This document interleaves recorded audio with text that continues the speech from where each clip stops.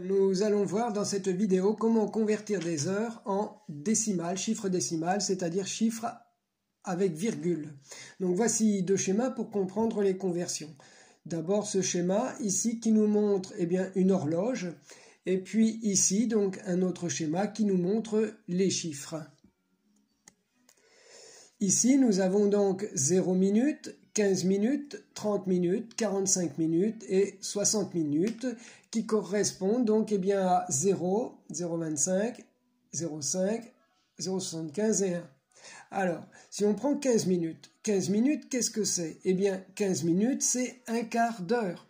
Un quart d'heure, c'est quoi? C'est 0,25. Si l'on prend 30 minutes, qu'est-ce que c'est? C'est une demi-heure. Une demi-heure, c'est 0,5. 45, qu'est-ce que c'est? 45 minutes, c'est bien 3 quarts d'heure, c'est-à-dire 0,75. Comment fait-on donc pour passer de 60 minutes à 1 heure? Il suffit en fait de diviser 60 par 60. 60 divisé par 60, ça fait 1. On va faire pareil avec 15 minutes. Si vous faites 15 divisé par 60, vous obtenez 0,25. Si vous faites 30 divisé par 60, vous obtenez 0,5. Il suffit donc, dans tous les cas, de diviser par 60. Donc maintenant, des exemples concrets. Donc 0h15, ça correspond à 0 heure et 15 soixantièmes d'heure, c'est-à-dire 0 heure plus 15 divisé par 60 égale 0,25, soit 0 plus 0,25 égale 0,25 heures. 0 heure et 30 minutes, ça fait donc 0 heure plus 30 divisé par 60 heures, soit 0 heure, plus 30 divisé par 60, c'est égal à 0,5, 0,5 heures, soit 0 plus 0,5 égale 0,5 heures. Ensuite, 2h45. 2h45, c'est donc 2 heures, plus 45 divisé par 60 heures, soit donc 2 heures et 0,75 heures, soit 2 plus 0,75 heures.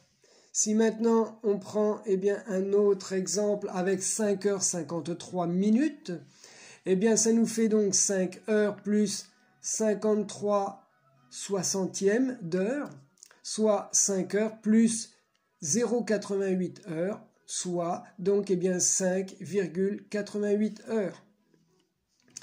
Vous avez maintenant travaillé 38 heures et 50 minutes dans la semaine. Comment sera écrit ce temps sur votre feuille de paye? On va donc convertir 38 heures 50 minutes en décimales. Donc 38 heures c'est 38 heures et 50 minutes c'est 50 divisé par 60, c'est-à-dire 0,83. Donc 38 heures et 50 minutes, ce sera donc égal à 38,83. Vous avez réalisé 7h23 minutes d'heures supplémentaires en une semaine. Convertir ce temps en valeur décimale, puis calculer la moyenne d'heures supplémentaires par jour. On convertit les 23 minutes donc en décimales, ça fait donc 23 divisé par 60 égale 0,38. Donc 7h23 minutes, ça fait 7,38 heures. Donc plus 7, ça fait 7,38. Et on vous demande de transformer ça en par jour. Donc 7,38 divisé par 5, ça fait tout simplement 1,47 heures par jour d'heures supplémentaires. Autre exercice, un marathonien est arrivé au bout de 1 heure 58 minutes et 40 secondes. Convertir ce temps en décimales. 1 heure reste 1 heure. 58 minutes va faire 58 divisé par 60, ce qui vous fait 0,96. Attention, 40 secondes, il va falloir la diviser par 3600. Donc vous faites plus 40 divisé par 3600 égale 0,011. Le marathonien donc est arrivé au bout de 1 plus 0,96 plus 0011, ce qui fait 1,97 heures. Deuxième chose maintenant, l'inverse, c'est-à-dire comment convertir un décimal, un chiffre décimal, en heures. Vous avez par exemple 0,25 heures, combien ça fait d'heures ou de minutes? Eh bien, dans ce sens-là, on avait divisé par 60, donc dans ce sens-là, on va donc multiplier par 60. Alors, exemple, eh bien, vous avez 0,25 heures, ça fait combien d'heures et de minutes? Eh bien, 0,25 heures, ça fait 0 heure plus 0,25 heures, c'est-à-dire 0 heure plus 0,25 fois 60 minutes, ça fait donc 0 heure plus 15 minutes. Alors, 7 heures, 7,77 heures, ça fait combien d'heures et combien de minutes? Eh bien, ça vous fait 7 heures plus 0,77 heures. Et donc 0,77 heures multiplié par 60, ça vous fait 46,2.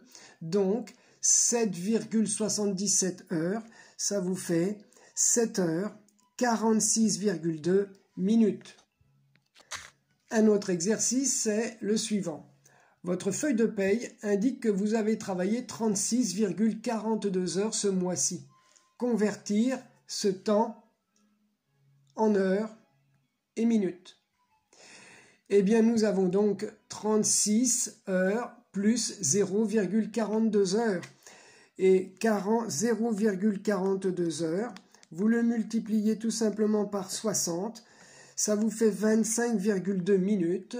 Donc 36,42 heures font 36 heures et 25,2 minutes.